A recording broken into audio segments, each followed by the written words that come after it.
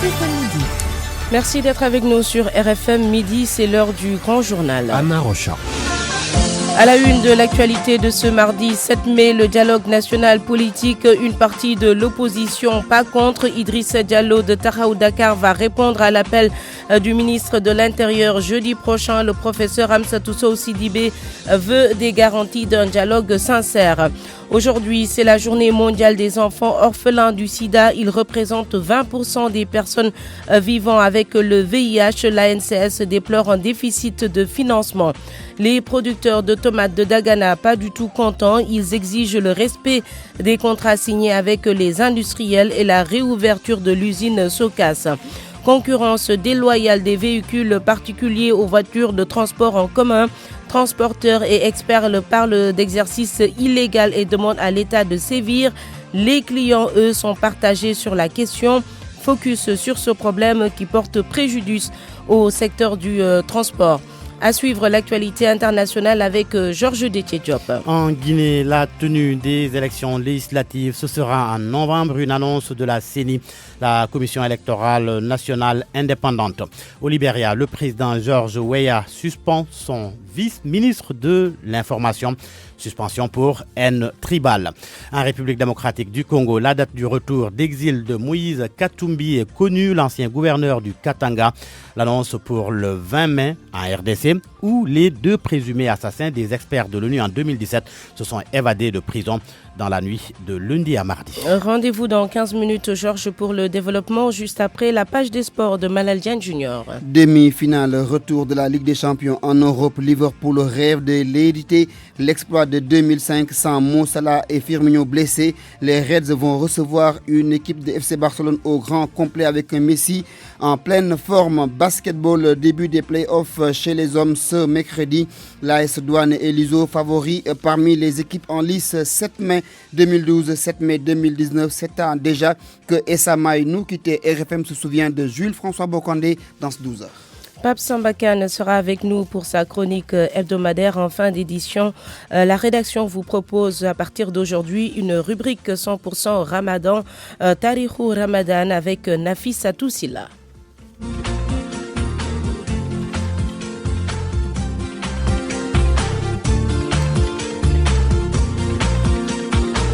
RFM Midi. RFM Midi. Bonjour à tous. Les suites de la mort du jeune Falouka dans les locaux du commissariat de police de Mbacké. Le corps a été transféré à Dakar pour les besoins de l'autopsie. Pendant ce temps, le procureur de Diourbel poursuit son enquête. La famille de la victime accuse la police d'avoir torturé Falouka, ce que les policiers démentent catégoriquement. Le bilan du chavirement d'une pirogue dimanche à Eloubalir à Ziguinchor a encore augmenté. Dernier bilan, 8 morts. Certains sont toujours aux urgences. Midi 3 minutes. RFM, la radio de toute l'actualité. La journée mondiale des enfants orphelins du sida est célébrée aujourd'hui. Les enfants représentent 20% des personnes vivant avec le VIH selon l'ANCS, l'Alliance nationale des communautés pour la santé déplore la réduction des financements destinés à la lutte contre le sida. Malgré tout, elle a enrôlé plus de 1000 enfants orphelins du sida dans la CMU, la couverture maladie universelle. Le directeur technique de l'ANCS, Massogi Tchandoum, joint par Diogo Diène. C'est une journée qui permet d'interpeller les gouvernements, surtout les acteurs, sur la prise en charge des enfants orphelins du VIH-Sida. Pour ce qui concerne le Sénégal, qui représente à peu près 20% des personnes vivant avec le VIH du Sénégal. La prise en charge des enfants orphelins VIH du Sida est une des stratégies inscrites dans le plan stratégique national du Sénégal. Et le gouvernement du Sénégal s'est engagé véritablement à offrir une prise en charge et des soins de qualité à ces enfants et orphelins vulnérables. Cependant, il faut noter que la réduction des financements a impacté négativement sur l'ensemble des stratégies et l'offre de services destinés à ces enfants-là. Aujourd'hui, nous avons des défis en ce qui concerne l'accès des enfants aux ARV pédiatriques. Et nous nous battons en tant qu'acteurs de la société civile, mais aussi en partenariat avec les autres acteurs du secteur public pour améliorer véritablement l'offre de services de ces enfants-là. L'ANCS a pu enrôler au niveau des mutuelles de santé plus de 1000 enfants et orphelins vulnérables avec leurs familles pour pouvoir en tout cas faire en sorte que l'ensemble des paquets de prise en charge dont les enfants ont besoin puissent être couverts et que ce soit des soins de qualité. Les transporteurs routiers du Sénégal dénoncent la concurrence déloyale que leur font des véhicules particuliers. Ces derniers pourtant veulent bien rentrer dans la légalité, mais à leur tour, ils soupçonnent ces transporteurs de sabotage. Les clients, eux, sont partagés sur la question. Le reportage d'Abdourahmane Diallo à la gare routière de Mbour. Gare routière de Mbour, les chauffeurs et coxeurs attendent des clients. Amdigué, chauffeur de cette place, dénonce les gares clandestins et les véhicules particuliers qui font du transport en commun. Franchement, ces véhicules nous fatiguent. On n'arrive plus à gagner de l'argent. Et les gens parlent de la vétusté de nos véhicules. C'est pas vrai. Sakodo Nourou Diop vient d'arriver à la gare routière. Ce client estime qu'il ne va jamais prendre un clando ou véhicule particulier pour voyager. À la gare routière, quand tu perds tes bagages, tu les retrouves le plus rapidement possible. Par contre, les autres véhicules, tu ne peux pas arriver à destination à temps car ils sont souvent arrêtés. Direction Croisement Sali. Ici aussi, c'est la même ambiance que la gare routière.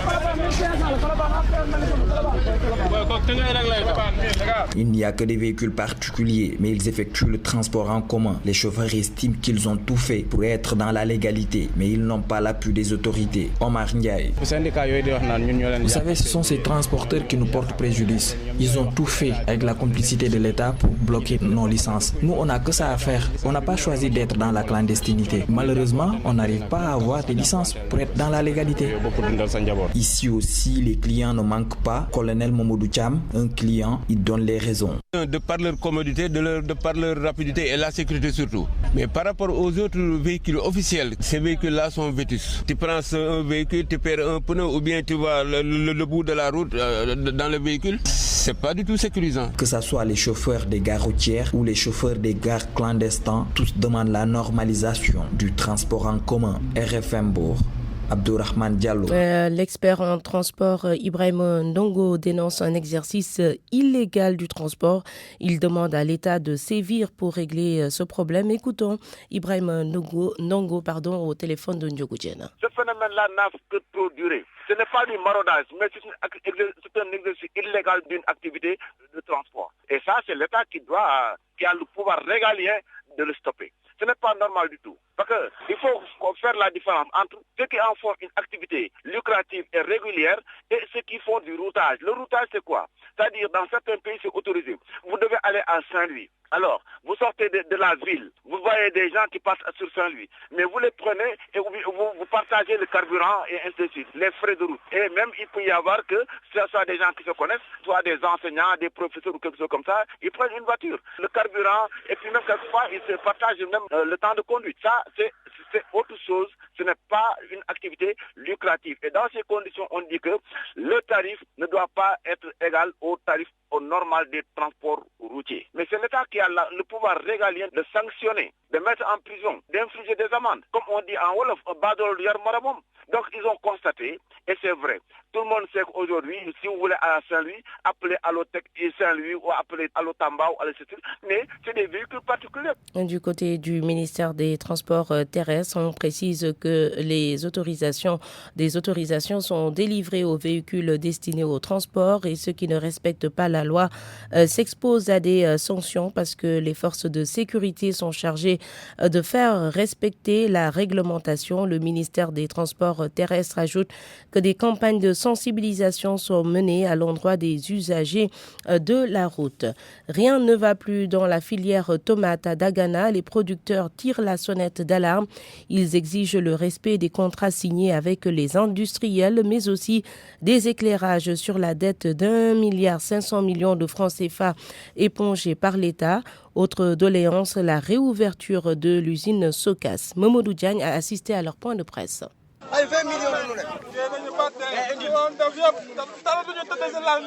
Les producteurs de tomates du Waalo battent le macadam. Ils dénoncent le non-respect des contrats signés avec les industriels, mais exigent aussi le respect. Ibrahim Diop, président section villageoise 1C. Les industriels n'ont pas respecté leurs engagements. Tous ces manquements constituent un goulot d'étranglement des producteurs qui seuls subiront les conséquences. Et pourtant, sous le magistère de l'ancien président Feu Ibrahim Fédior, la filière tomate avait une seule industrie, faisait 80 000 tonnes. Mais aujourd'hui, nous constatons malheureusement qu'avec 3 industriels, nous en sommes à moins de 50 000 tonnes. Les producteurs de tomates veulent aussi des informations sur la dette d'1,5 milliard épongée par l'État, de même que la non-performance des machines Valtra. Aussi, nous interpellons le président de la République par rapport à la filière de nous éclairer sur les 1,5 milliard alloués pour l'épongement des dettes. Nous déplorons aussi la situation, la non-performance des machines Valtra qui n'ont été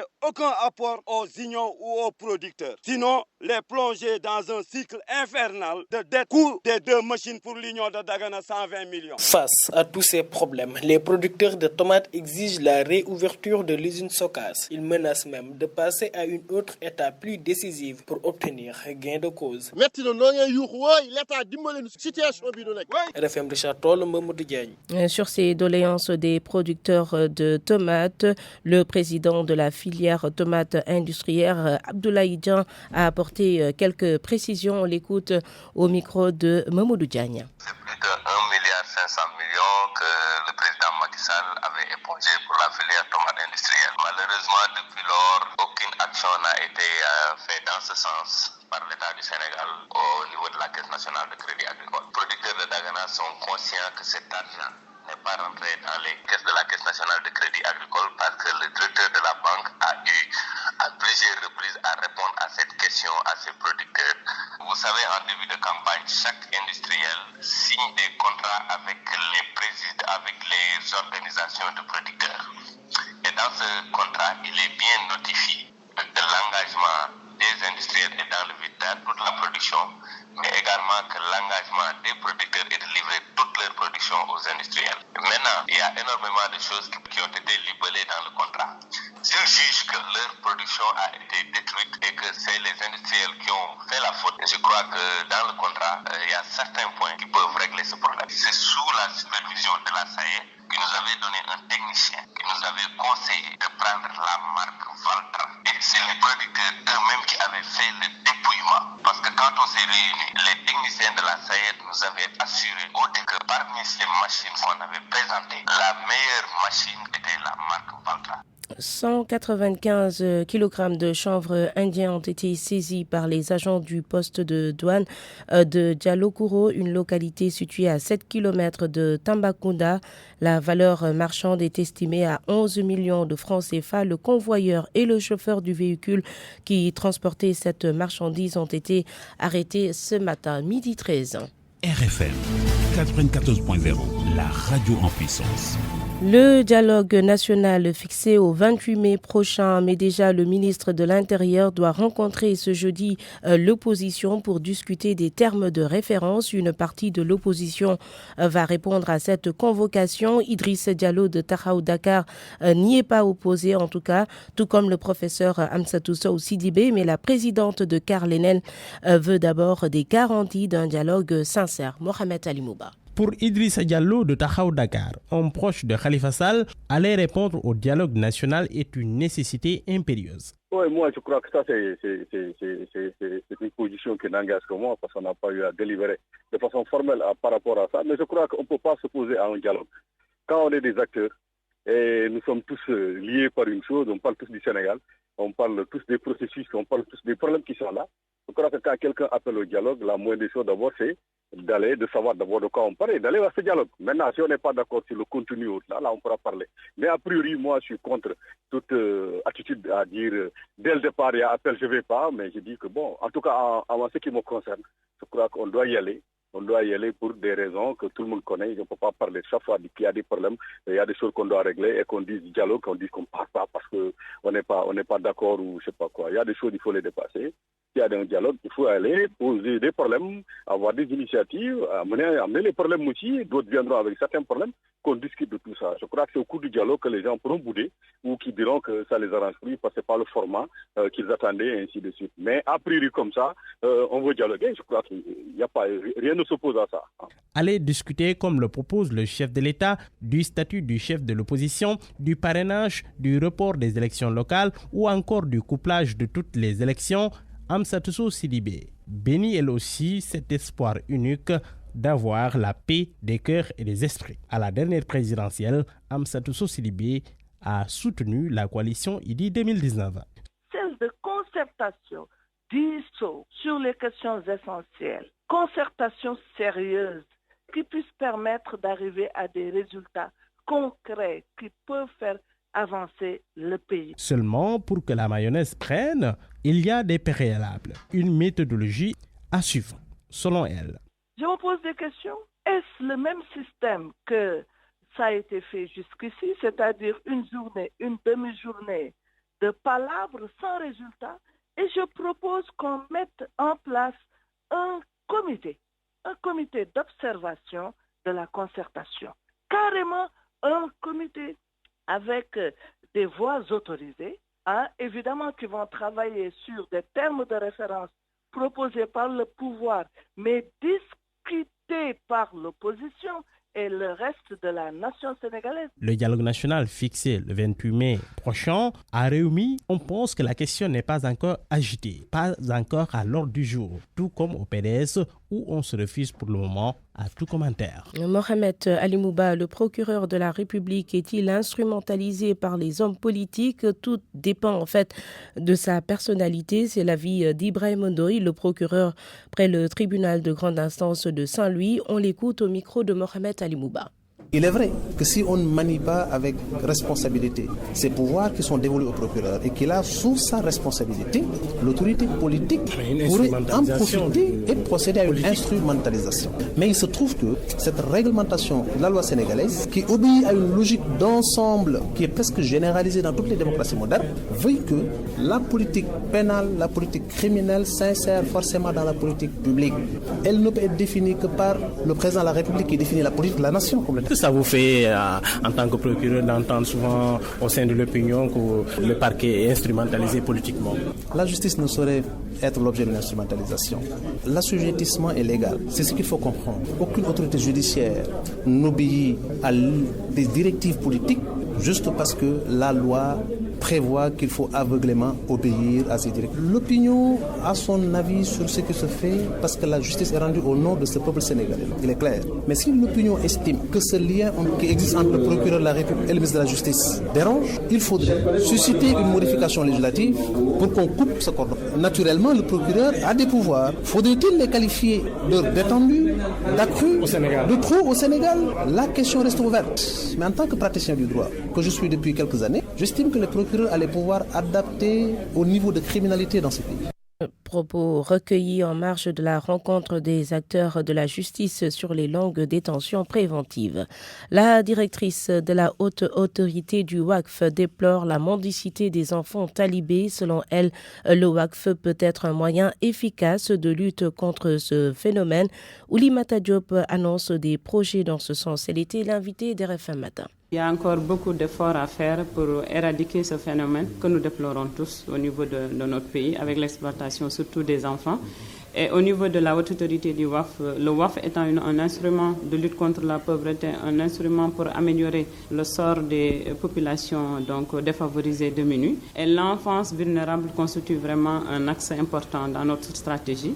Et nous voulons prochainement lancer des projets de WAF pour pouvoir en tout cas aider, apporter la contribution du WAF pour la lutte contre la mendicité. Parce qu'il faut aujourd'hui qu'on en arrive à utiliser le WAF comme instrument de solidarité qui permettra de mutualiser les efforts des différents acteurs, les efforts des Sénégalais qui veulent aider et apporter leur soutien dans le domaine des talibés.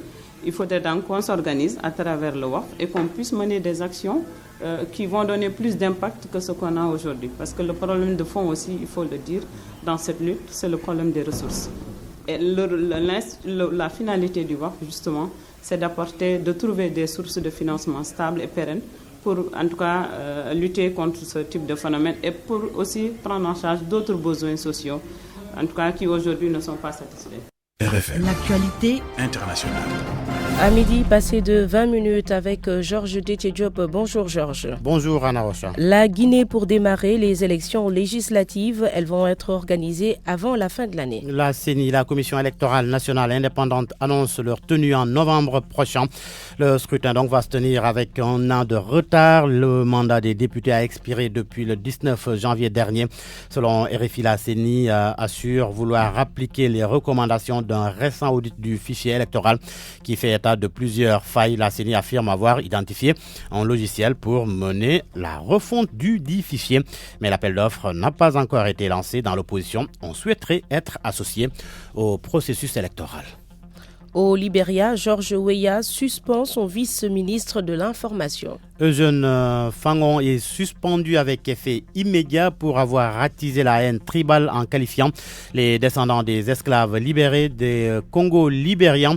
Selon BBC qui cite l'AFP, Eugène Fangon a déclaré sur les médias sociaux qu'une manifestation anti-gouvernementale prévue le 7 juin avait été orchestrée par les Congo libériens, une référence aux descendants des esclaves libérés qui sont revenus des États-Unis pour fonder la première république indépendante d'Afrique. Et on va en République démocratique du Congo où l'évasion de prisonniers fait polémique. L'évasion de 2 assassins présumés des experts de l'ONU en 2017. Et ils se sont fait la belle cette nuit, a dit Maguette Ndiaye. Ce mardi, à l'aube, des tirs ont été entendus dans le quartier où est située la prison de Kananga. Mais ce sont les militaires qui gardent la prison qui ont tiré des coups de sommation en l'air lorsqu'ils se sont rendus compte qu'il y avait eu une évasion.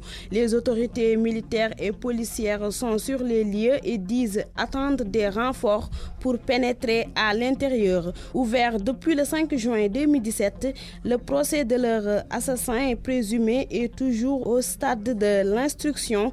L'un des présumés du nom d'Ilunga Luma avait reconnu devant le tribunal avoir participé au meurtre des experts onusiens et avoir mutilé l'une des victimes. Cependant, la région du Kasaï a connu plusieurs mois de violence après la mort du chef coutumier Kamuna Nasupi, tué par les forces de sécurité le 12 août 2016.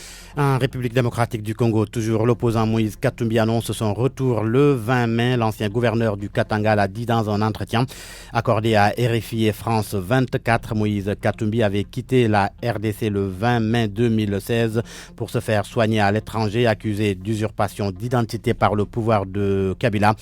Il lui a été interdit d'obtenir un passeport valide pour revenir dans son pays. S'en est suivi une condamnation par contumace à 36 mois de prison dans une affaire de spoliation foncière et après la prise de fonction du président Félix Tshisekedi que son passeport congolais lui a été délivré et sa condamnation annulée. Au Maroc, où le départ de Bombardier était annoncé, le constructeur aéronautique canadien décide finalement de rester dans le royaume chérifien. C'est ce qu'affirme en tous les cas le ministre marocain de l'Industrie. De Casablanca, la correspondance de Khadim Baye. C'était un simple communiqué de presse il y a encore 2 jours, mais le départ annoncé du Maroc du constructeur canadien a fini par prendre des proportions inquiétantes. Et c'est Moulay Fidel Alami qui va sortir de sa caserne pour tenter d'éteindre l'incendie. Bombardier ne quitte pas le Maroc, a déclaré à Casablanca le ministre de l'Industrie, de l'Investissement, du Commerce et de l'Économie numérique. Ce que les journalistes ont révélé dans la presse ces derniers jours est faux, a-t-il ajouté, avant de reconnaître dans la foulée que le constructeur aéronautique va tout de même céder ses activités à des sous-traitants qui vont toutefois faire des pièces de Bombardier dans l'usine de Bombardier au Maroc.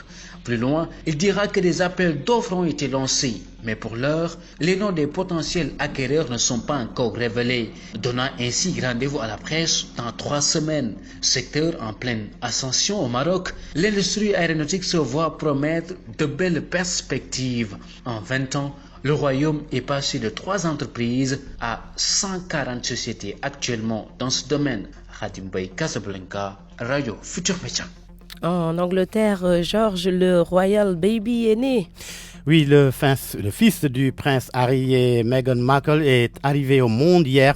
Il est le 7e dans l'ordre de succession au trône d'Angleterre et le premier enfant métis à y prétendre. Sa maman, la duchesse américaine Meghan Markle, est née d'une mère noire et d'un père blanc. Thank you very much, Georges Détié Diop. Midi 25 minutes. RFM Sport. La page des sports avec Malal Diagne Junior. Bonjour Malal. Bonjour Anna Rocha. À la une, la Champions League européenne, Liverpool joue son avenir ce soir, oui.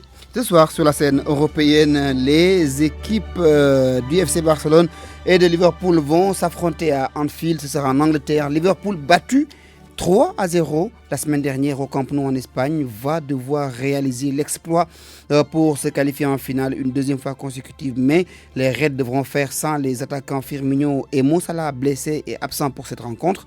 Alors que l'équipe de FC Barcelone est au grand complet avec un Messi qui respire la forme.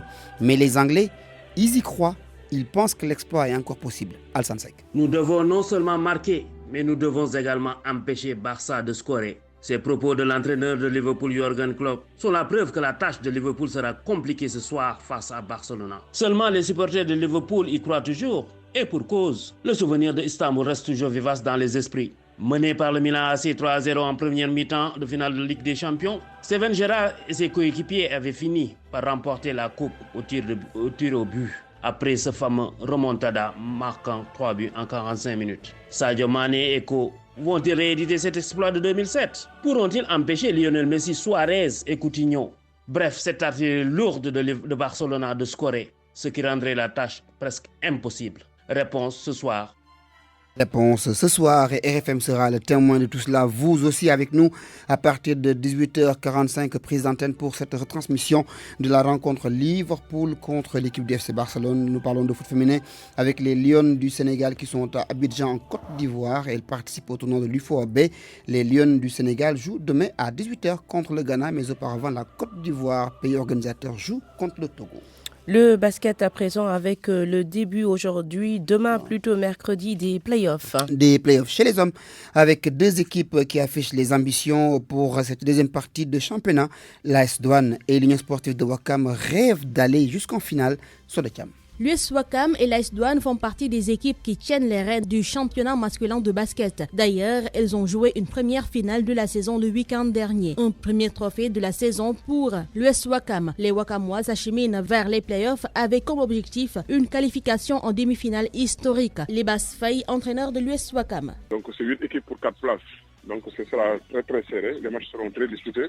Nous aussi, nous les aborderons de manière très sereine. Donc l'objectif qu'on s'était fixé en début de saison, c'est au moins de se qualifier en demi-finale playoff. Par contre, l'AS Douane, qui a remporté les 3 dernières éditions du championnat, a certes été blessé avec cette première finale perdue. Mais si l'on se fie à son entraîneur, les douaniers vont entamer ces playoffs avec un mental fort. Mamadou Gueye Pabi. Ça aurait été beaucoup plus décontracté si on avait gagné cette finale. Mais ainsi va la vie. Aujourd'hui, maintenant, le mental va jouer. Parce que les autres, on les battait, mais ils revenaient toujours plus fort. Maintenant, aujourd'hui, c'est notre tour, c'est à nous maintenant de revenir plus fort. Et même les matchs que nous avons gagnés, nous avons rencontré que des difficultés. Ça c'est clair. Cette année, ce sera très très difficile parce que nous avons perdu des jours que nous n'avons jamais su remplacer. Nous avons essayé de travailler avec ce que nous avons pour encore être à notre niveau. La première journée des playoffs masculins démarre ce mercredi. l'US Ouakam affronte Louga Basket Club. L'AS Douane joue jeudi face à Saltigué. Aujourd'hui, 7 mai, Malal RFM se souvient de Jules-François Bocandé. Et Samaï, c'était son surnom, l'homme qui a porté le Casa Sport avant de faire donc exploser les défenses adverses en France pour revenir porter l'équipe nationale du Sénégal. Et pour s'en souvenir, nous avons joint ce matin au téléphone Abdoulaye Fofana Seck, ancien journaliste à la RTS. Il a connu l'homme, il a connu le joueur. Témoignage. Singulier destin que celui des grands sportifs qui accèdent vivant à l'immortalité conférée par les dieux du stade, mais impuissants comme tous les mortels devant l'inéluctabilité de la mort. Jules François Bocandé est parti il y a 7 ans. Jules François Bertrand Bocandé était un grand footballeur. C'était l'élégance, c'était la prestance, c'était la générosité dans l'effort. Un milieu de terrain reconverti en attaquant, un attaquant qui savait reconvertir n'importe quelle défense en passoire. Jules François Bocandé L'homme était attachant, entier, charmant, véridique. Je revois encore quelques images de cette finale de 79 entre le Casa Sport et le Jaraaf de Dakar. Jules-François Bocandé aussi. C'est Sénégal-Zimbabwe de 85. C'est lui qui marque les 3 buts de l'équipe du Sénégal. Un hat-trick qu'il avait réussi, c'était en 85.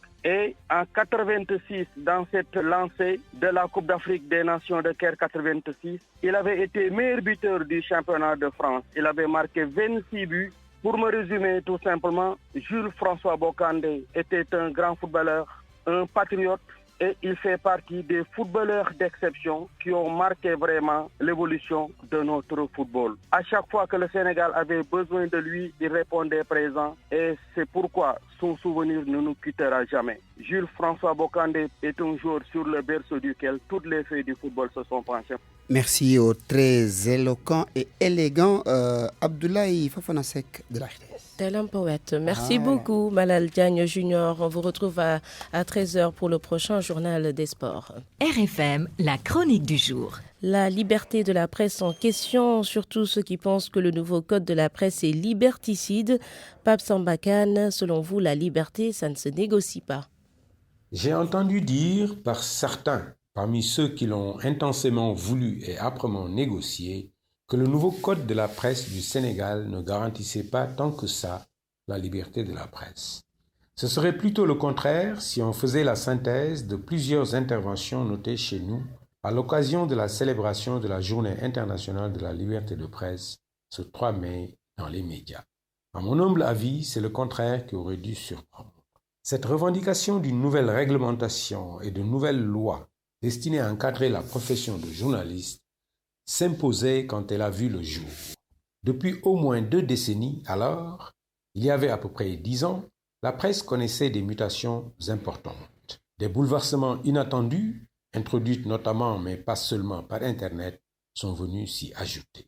Seulement, avec le recul, on peut se demander si cette revendication n'a pas souffert du fait que les moyens de la satisfaire, les interlocuteurs, en l'occurrence un seul, l'État, et les points à négocier n'avaient pas été bien choisis et dûment hiérarchisés. Certes, aujourd'hui, personne ne nie les avancées introduites par le Code de la presse, notamment dans la sécurisation économique des entreprises de presse, chose essentielle, et l'assainissement de la profession par le filtrage qualitatif de son accessibilité, chose encore plus essentielle aujourd'hui. Ces 2 acquis, mais ils ne seront acquis vraiment que si les décrets d'application attendus tenaient la promesse des fleurs, ont été obtenus de l'autorité contre apparemment un serrage des boulons sur la liberté de la presse, et sans qu'on ait eu l'air chez les négociateurs de s'en rendre compte. Or, celle-ci, la liberté de presse n'est pas essentielle, elle est vitale pour les médias.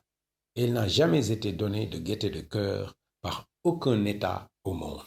Elle a toujours été arrachée de hautes luttes, élargie si besoin était, puis préservée au jour le jour par les propres soins des journalistes, soutenus ou pas par d'autres forces sociales. Les États les plus libéraux en matière de liberté de presse ne font jamais que se réfugier derrière des pétitions de principes auxquelles ils ne croient guère, jusqu'à ce que leur tranquillité soit menacée par cette liberté. Alors là, de la bouche des États, disons-le comme ça, des synonymes bizarres sont trouvés au mot liberté. C'est licence, anarchie et autres vices joyeux qui lui sont apparentés. Sans caricaturer, cette fois, il n'est pas rare d'entendre dire à des gouvernants ou quelconque homme de pouvoir, dans leurs meilleurs jours, que la presse est un mal nécessaire. Pour faire simple, en conclusion, parce que je parle de ce que tout le monde sait, la liberté de presse, comme toutes les autres, est-il besoin de le préciser, cela se prend en l'arrachant si c'est nécessaire, quand les entraves sont trop serrées, ce qui, à mon humble avis, n'est pas le cas au Sénégal depuis au moins 30 ans, ou en gagnant chaque jour, mètre par mètre, du terrain vers plus de liberté dans la collecte et le traitement de l'information. C'était la pratique chez nous, jusqu'à ce qu'on aille négocier la dépénalisation ou déprisonnalisation dans un pays où, au même moment et depuis longtemps, aucun journaliste n'était en prison. Si ça n'était pas donner des verges pour se faire battre, il faudra m'expliquer. L'État a donc souscrit à des garanties sur le plan économique tout en introduisant des sanctions pécuniaires frappant cette même économie. Si on poussait trop loin, le bouchon de la liberté. RFM, la presse du jour. La revue de presse de Georges Détidiop. Suppression prochaine des condamnations contre Karim Wade et Khalifa Ababakar Sall. Source A est quelque peu catégorique. Le journal dit avoir appris que Macky Sall va amnistier Karim Wade et Khalifa Sall. Une amnistie pour les besoins du dialogue national de 2019 et au nom de la concorde nationale. Et pour ce faire, Source A fait savoir que le ministre de l'Intérieur va ouvrir le bal avec ses invités pour ergoter avec eux sur les termes de référence. Mon confrère révèle aussi qu'avant l'arrivée de Karim Wade, une haute autorité qatari est attendue à Dakar courant mai. Et le 28 du même mois, c'est le jour du dialogue national. Et le journal de s'interroger si Macky Sall va profiter de ce jour pour libérer Karim Wade et Khalifa. Ou le fera-t-il la veille? À lire aussi dans Source A les détails du protocole de Conakry et les détails du verdict du procès du double meurtre de Médinatoul Salam. Ils sont livrés par toute la presse quasiment et chaque journal y va de son commentaire. Et tous, y compris l'Observateur, rapportent que Cheikh Béthio écope de 10 ans de travaux forcés. C'est ce que l'on peut lire aux premières pages de Sud Quotidien, hélas. Et Vox Populi, pour qui la justice s'abat sur Béthio, informe que le Cheikh est condamné à 10 ans de travaux forcés et ses biens placés sous séquestre. Quant à ses co-accusés, ils écopent de peine allant de 6 mois à 15 ans de travaux forcés. 2 accusés ont été plus chanceux, ils ont été acquittés. Les familles de Barasso et Ababakar Diagne, elles, sont dédommagées à hauteur de 200 millions de francs CFA. Du coup, le journal Le Quotidien fait état de fortunes diverses pour les co-accusés du guide d'Étienne Takoun.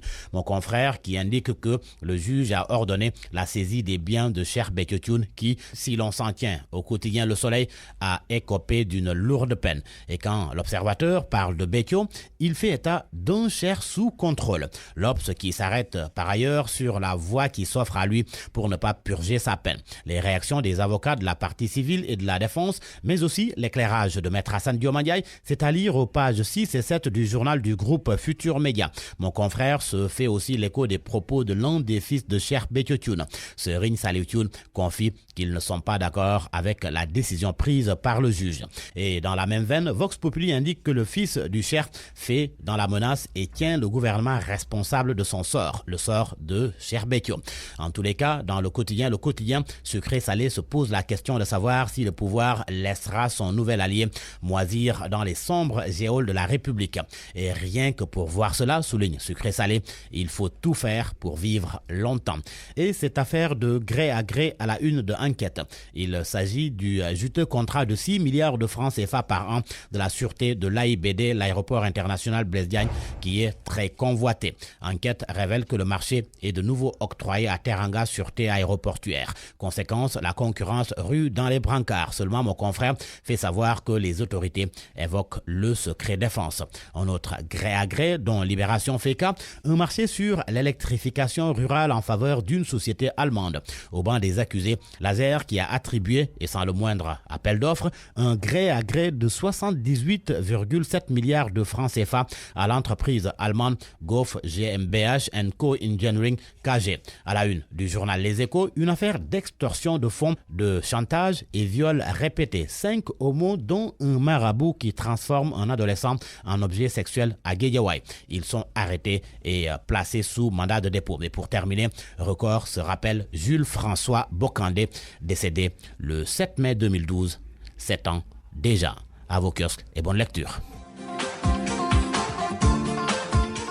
Merci beaucoup Georges Détidiop. Midi passé de 39 minutes, c'est la fin de cette édition. Le rappel de l'essentiel de l'actualité. Le dialogue national politique, une partie de l'opposition pas contre. Idriss Diallo de Tahaou Dakar va répondre à l'appel du ministre de l'Intérieur jeudi prochain. Le professeur Amsatou Sow Sidibé veut des garanties d'un dialogue sincère.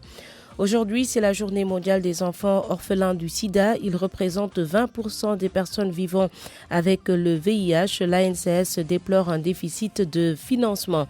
Les producteurs de tomates de Dagana, pas du tout contents. Ils exigent le respect des contrats signés avec les industriels ainsi que la réouverture de l'usine Socas. Et puis, cette concurrence déloyale des véhicules particuliers aux voitures de transport en commun, transporteurs et experts parlent d'exercice illégal et demandent à l'État de sévir. Merci à Abdoulaye Diop à la mise en onde de réalisation. El Haj Ndiogoudjen, retour de l'info dans 20 minutes. Le journal en Wolof de Haj Hassan Gueye. Tout de suite, je vous laisse en compagnie de Nafissatou Silla pour votre nouvelle rubrique Tarikhou Ramadan. Bonjour Nafissatou. Bonjour Anna Rocha. يا رمضان أحلى أيامك باركها المولى وأدامك. Bonjour à tous et bienvenue à ce premier numéro de Tarikhou Ramadan ou le chemin du Ramadan.